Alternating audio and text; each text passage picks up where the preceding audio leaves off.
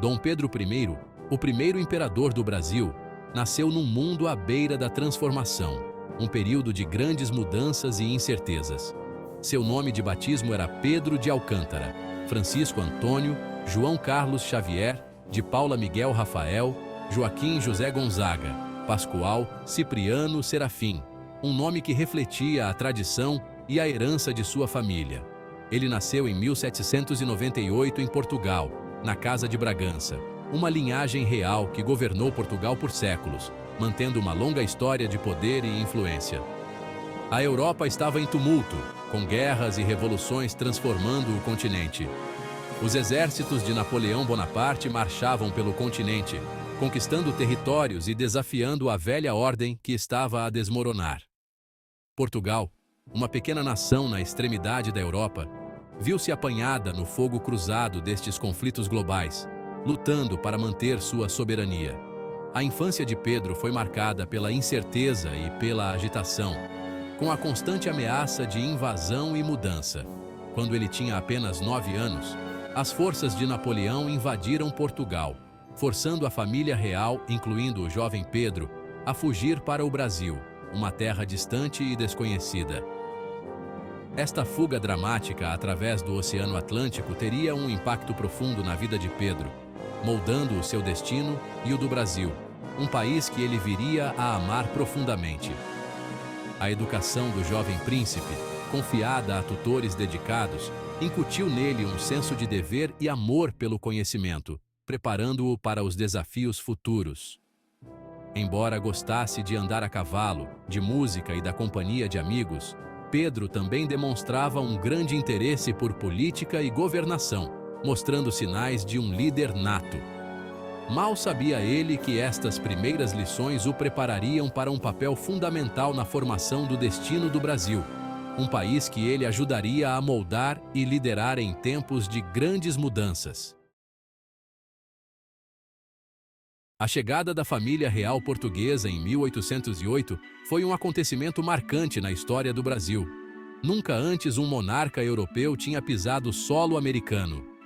O Rio de Janeiro, uma cidade anteriormente conhecida pelas suas exportações de açúcar e cultura vibrante, tornou-se o inesperado centro do Império Português.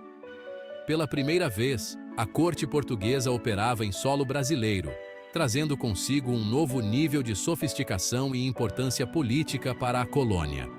Esta mudança de poder teve um impacto profundo no Brasil. A corte portuguesa, ansiosa por se estabelecer na sua nova casa, implementou uma série de reformas e investimentos. Novas instituições foram estabelecidas, as restrições comerciais foram levantadas e a cena cultural floresceu. Embora estas mudanças tenham beneficiado o Brasil de muitas maneiras, elas também semearam as sementes do descontentamento.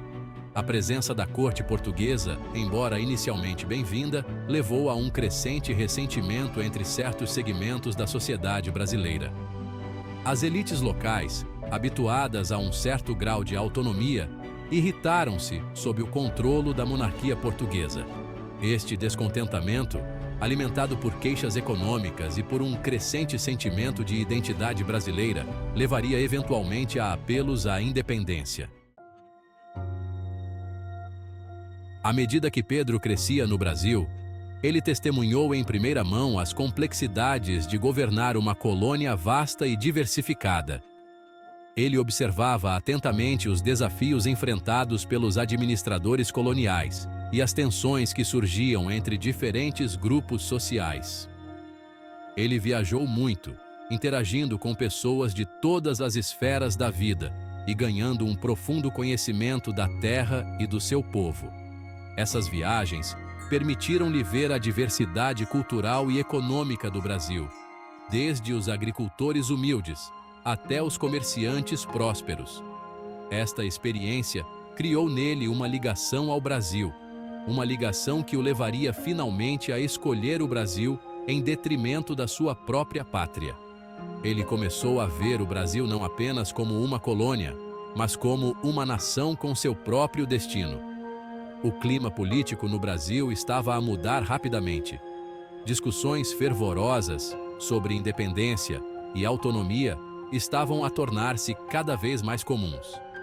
As chamas da Revolução, acesas pelos ideais do Iluminismo e alimentadas pelo ressentimento em relação ao domínio português, estavam a espalhar-se pela América Latina. As ideias de liberdade, igualdade e fraternidade estavam a inspirar muitos.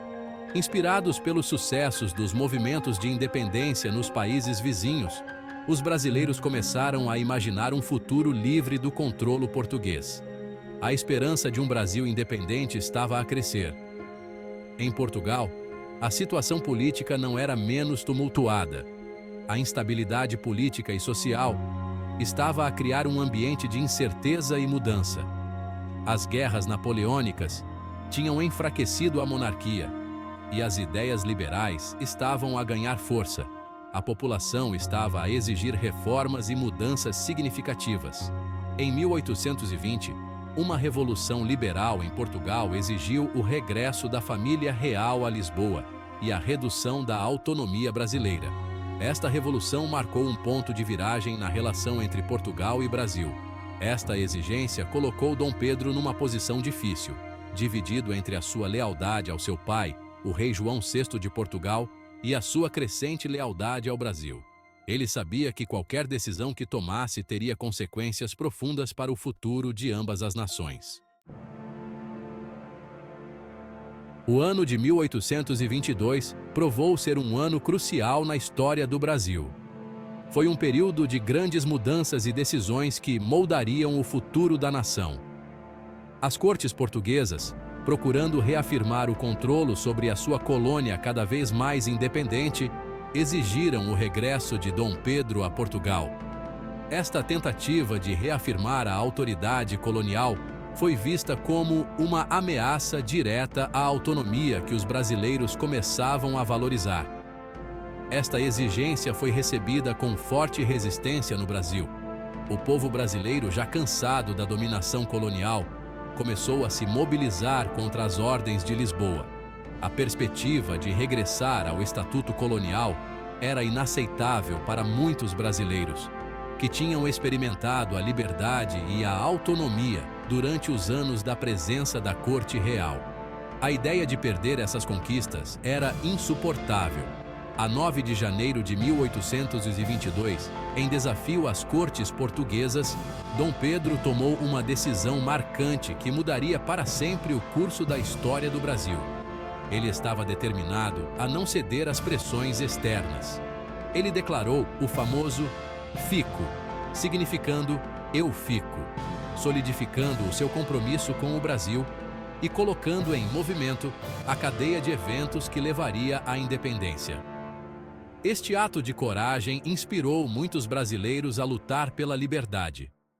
Esta declaração, conhecida como o Dia do Fico, foi um ponto de viragem. Ela simbolizou a determinação do Brasil em se tornar uma nação independente e soberana. Ela galvanizou o movimento de independência, unindo brasileiros de todas as esferas da vida sob a bandeira de uma nação livre e soberana. Pessoas de diferentes origens e classes sociais se uniram em um objetivo comum. A 7 de setembro de 1822, enquanto estava às margens do rio Ipiranga, perto da cidade de São Paulo, Dom Pedro recebeu mais uma ordem de Lisboa, exigindo seu regresso.